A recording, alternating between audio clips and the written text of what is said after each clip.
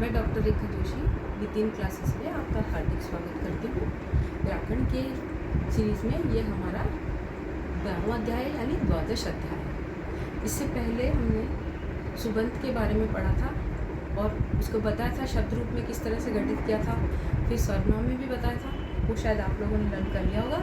अगर आपने होमवर्क अपना नहीं किया हो, आपको वो पिछला वाला एपिसोड देखना होगा, तभी आपको आगे का समझ आ पाएगा। अब मैंने उसमें आपको सुबंत में बताया था एक तो तत्शब्द, एक किम शब्द और एक दो शब्द बताए थे आपको। और उसी में जैसे सह कहते हैं ना हम, सहतौते, वह उसी तरह एक शब्द था एतद। एतद शब्द के चलते हैं एश एतौ एत, इस तरह से करके वो भी आपको लर्न करने पड़ेंगे और तीनों उस दिन में याद करने पड़ेंगे। अब सुबंत का तो हमने आ गया समझ में आपको, शब्द रूप तो किस तरह से बनाए थे हमने। अब आज हम पढ़ेंगे तिगंत के बारे में, क्योंकि सुबंत और तिगंत को मिलके ही पद बनता है। सुबंत सुब तिगंतम पदम, इसलिए जब शब्द आ गया संज्ञा शब्द तो धातु जरूर लगानी पड़ेगी, नहीं तो हमारा पद कैसे बनेगा। इसके लिए हमें तिगंत के बारे में पढ़ना पड़ेगा। अच्छा, अब तिगंत क्या चीज़ है?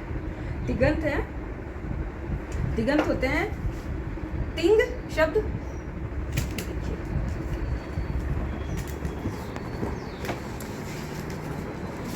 तिगंत शब्द है तिंग प्लस अंत, अर्थात तिंग जो प्रत्यय है वो अंत में लगेंगे, तिगंत। ठीक है, यह तिगंत किस में लगेंगे? धातु में।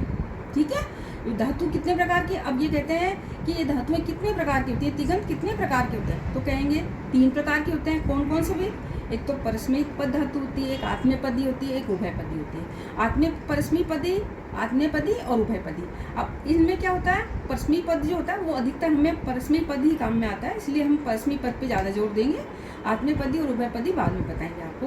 अब इनमें क्या होता है, परस्मैयिक पदी में भी 9 प्रत्यय होते हैं और आत्मनेपदी में भी 9 प्रत्यय होते हैं। और जो उभयपदी जो धातु होती है ना, वो उस काल के हिसाब से चलती है कि हम किस चीज़ में उसको प्रयोग करें, उसी हिसाब से उसमें परस्मैयिक और आत्मनेपदी कुछ धातु लगती है। इस तरह से उसमें थे हमारे 21 प्रत्यय थे सुब से लेके वो तक, और इसमें हमारे 18 प्रत्यय होते हैं। 18 प्रत्यय। अब वो 18 प्रत्यय कैसे होते हैं 18 प्रत्यय? तो इस तरह से होता है परस्मैयिक पद के हिसाब से। देखो, तिप तस जी, सिप थस थ, मिप वस मस। ठीक है, ये तो हुआ परस्मैयिक पद। अब आत्मनेपदी कैसे चलते हैं? त आताम जी, था आताम धुम, और ये वही महिंग शब्द है। ये देखिए, तो महिंग कैसे हुआ? फिर ये ती से स्टार्ट हुआ और न पे खत्म, इसलिए तिगंत। ये हो गए 18 प्रत्यय हो गए। सही बनने आ गया ना तिगंत किस लिए कहा इनको? तिगंत 18 प्रत्यय होते हैं, परस्मैयिक पद, आत्मनेपदी और उभयपदी रूप से चलते हैं ये, और ये इस तरह से प्रयुक्त होते हैं। अच्छा, अब फिर क्या करते हैं हम? ये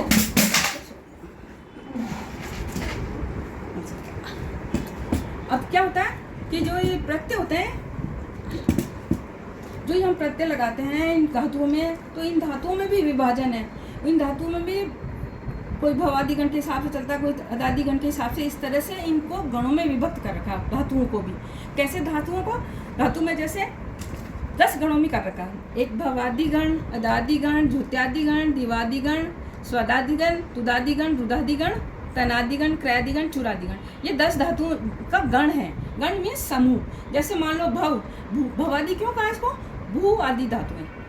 और ये क्यों अदादि क्यों कहा? आदि धातुएं। आदि मीन्स और भी हो सकता है। जैसे भू शब्द होता है, उसी के जैसे चलते हैं ना, ऐसे पट के भी चलते हैं, चर के भी चलते हैं, तो वो भू धातु के अंतर्गत आता है, उन्हें भवादि कहते हैं। तो ये इस प्रकार से ये तिगंत, ये गण 10 प्रकार के गण होते हैं और ये अलग अलग उसमें प्रयुक्त होते हैं। ये सब अलग अलग है। आज हम आपको भवादि गण के बारे में कुछ बताएंगे।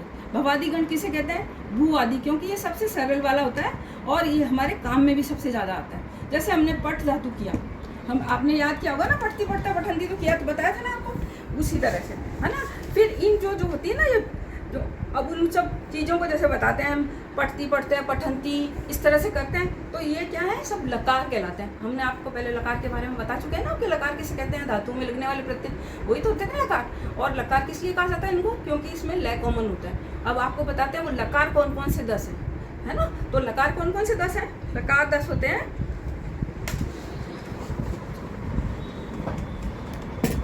लट लकार, लूंग लकार, लिट लकार, लोट लकार और विधिलिंग। आज हम ये 5 बताएंगे आपको, क्योंकि ये पांच हमारे हमेशा काम आते हैं ये। और इसके अलावा भी है 5 तो ये हुए, और 5 होते हैं लट, लंग, लिट, लुट, आश्लिंग और लिंग। तो अभी तो आपको सिर्फ लट लकार के बारे में बताना है। लट लकार किस में आता है? लट लकार आता है वर्तमान काल में। वर्तमान काल में जैसे आज कर रहे हैं तो क्या कहेंगे? स पठती, पढ़ता है, पढ़ता मीन्स आज पढ़ रहा हूँ, है ना। इसी तरह से चरती शब्द, चरती, चरती, चरता, चरती। अब आपको ये तो पता ही था, सह में क्या लगता है? तऊ, ते, इस तरह से बताया था ना आपको। अब कल हम आपको बताएंगे कि ये जो लटलकार है वो किस तरह से प्रयुक्त होता है, और उसको सर्वनाम में प्रयुक्त करके बताएंगे, है ना।